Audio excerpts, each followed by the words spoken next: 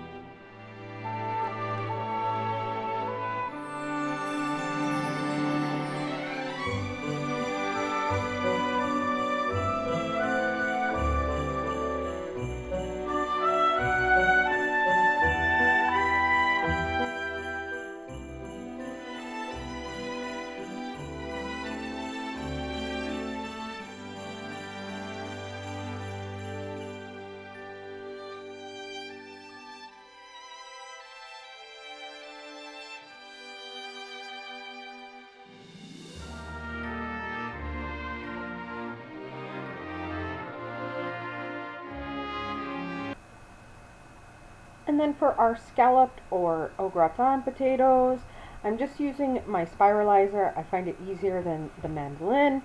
And I'm just cutting up some yellow flesh potatoes, really thin slices. You can also do this with a knife.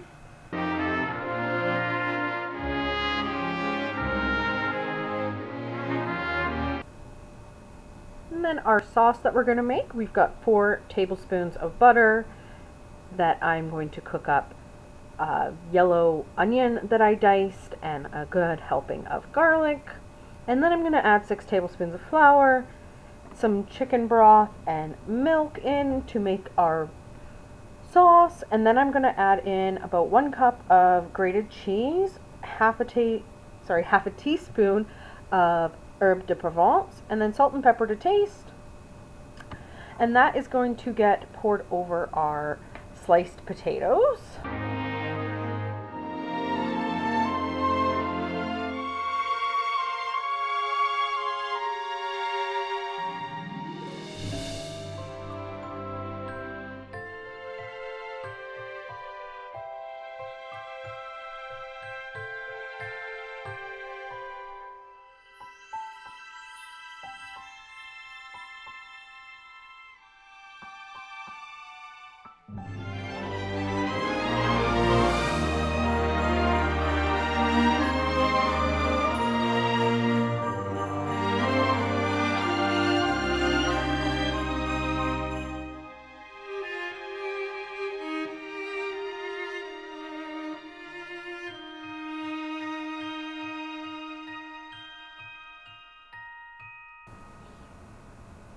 Now that sauce mixture has really thickened, I'm going to add in our seasonings. Like I said, I'm going to be adding some herb de Provence as well as salt and pepper to taste. I do add a little bit of dry mustard and nutmeg here because I really love those 2 flavors in my au gratin potatoes.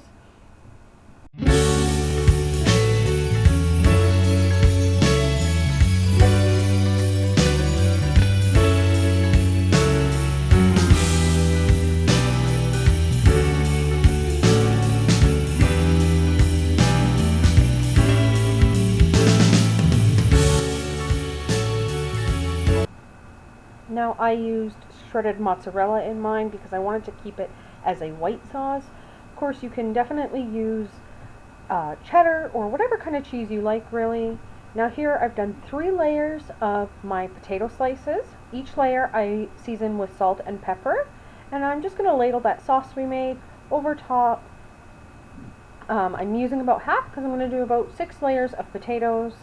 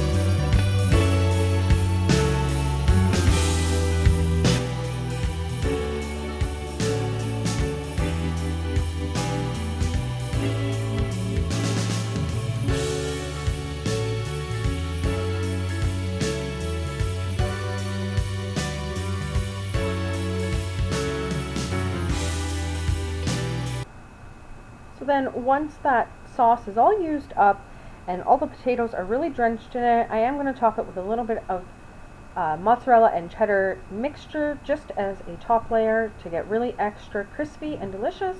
These get covered with tin foil and baked in a oven for about 45 minutes to an hour, and then I remove the foil and bake it for another 15 to 30 minutes until your potatoes are tender and the edges are all crispy. I will link the recipe that I used.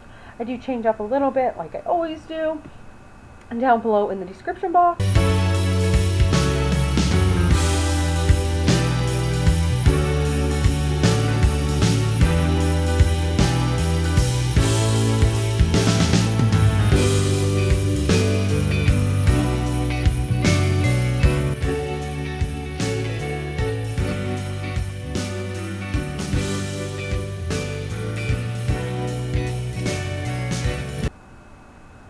Now to go with our ham and potatoes, I'm just making some carrots on the side. Now these are full sweet baby carrots from Costco that I've just pre-simmered in a pan with a little bit of water to soften them, and then I end up adding butter, a little bit of maple syrup, and some seasonings just to get the ham. Came out really delicious.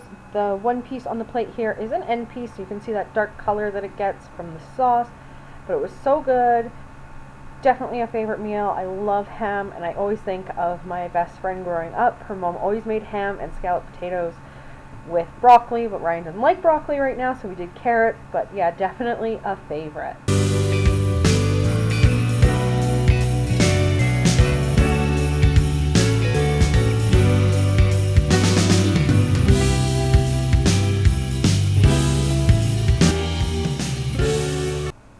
Next thing we're making here is tandoori chicken drumsticks with a turmeric rice. So I've just got a big baggie here that I'm going to fill up with my chicken, and then I'm going to add a mixture of tandoori seasoning. You can buy it pre-made at most major grocery stores now.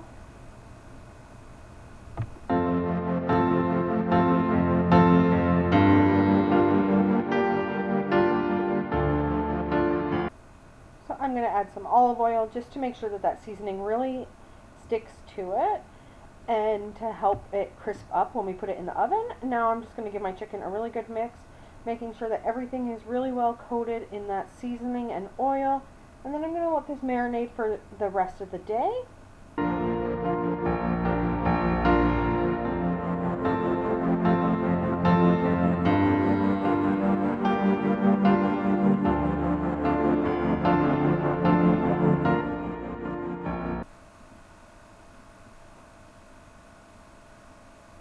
Now I let these marinate in this bag for about 6 hours, and then I'm just going to put them out onto a lined baking sheet and put them in my oven at about 375. Now I do let these cook for about 40 to 45 minutes. I want them to be really crispy, and then I'm going to take them out. I have a little bit of Greek yogurt that I'm going to add some of that tandoori seasoning to, and I'm going to brush that on the chicken drumsticks. Now we're going to get into our turmeric rice. So right now I'm just washing a cup of basmati rice.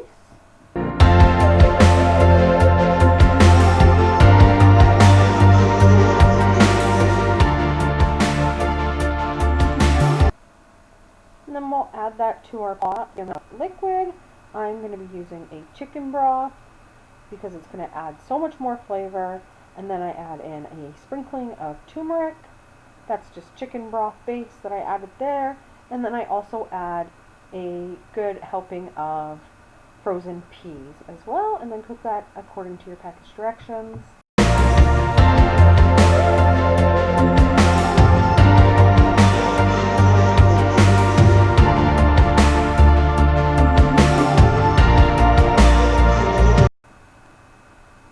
Now here's that chicken after it comes out of the oven with the yogurt on it. That yogurt just really helps keep it moist and it gets super crispy from the fat content in it.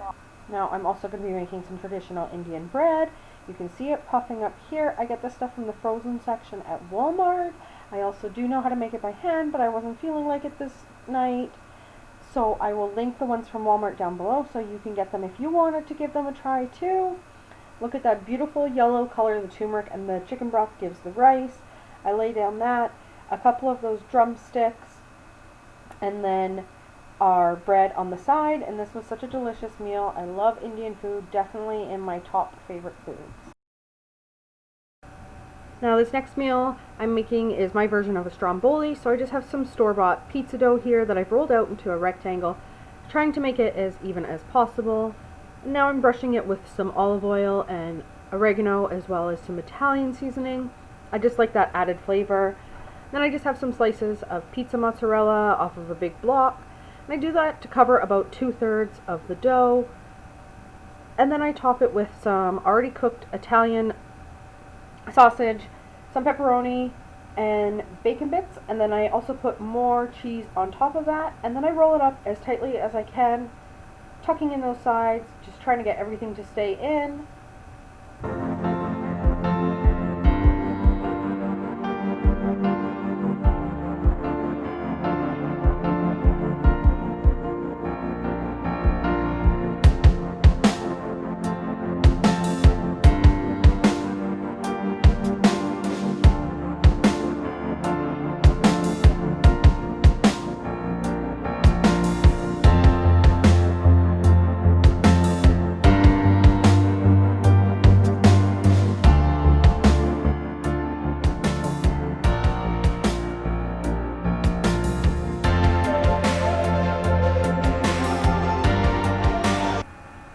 So as you can see here, my pepperoni is still a little bit frozen, but this still turned out perfectly fine. Now normally I would put more cheese on it, but I had run out and I just used what I had left. Still turned out absolutely delicious. Even though this pizza dough, it's the first time I've used this brand, it definitely wasn't the greatest. It kept ripping and I had to fix it up a little bit, and it was sticking really bad even though I had cornmeal on the sheet on my baking pan. But it was still really good, and it doesn't really matter what something looks like, because even though it did still look delicious in the end.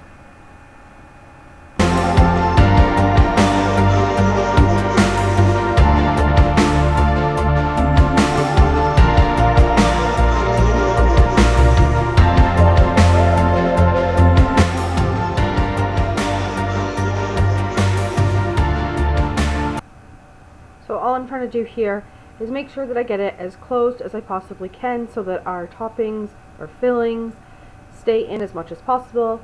And then I will brush it again with more of that olive oil and herb mixture, and then I cut some slits in the top just to let the steam escape, and I like to let some of that cheese come out and just get nice and crispy and delicious, and that is my favorite way.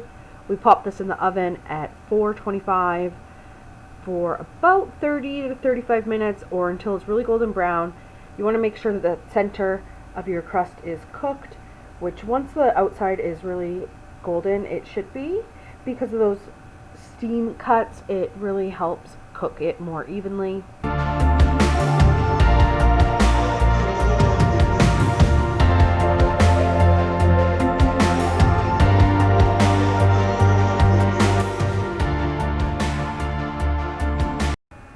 Now, like I said, it's not the prettiest stromboli I've ever seen or ever made, but it tasted so delicious. You can see the delicious fillings. They were so juicy, that cheese melted perfectly. The dough in the middle was perfectly cooked but still chewy.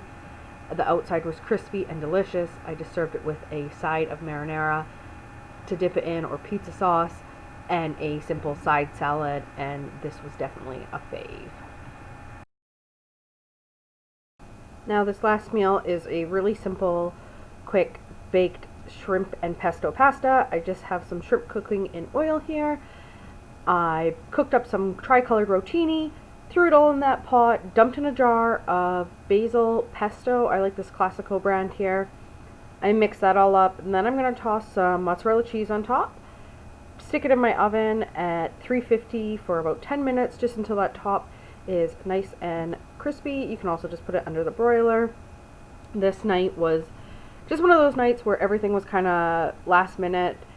I just threw stuff together. I did throw some peas, and I might have put some onions in as well. I don't even really remember, because like I said, this was just a meal that I threw together really quick. It wasn't even supposed to be baked. But then I decided, oh, let's make it a little bit special and bake it, add some delicious cheesiness. So it was still really good, and we still really enjoyed it.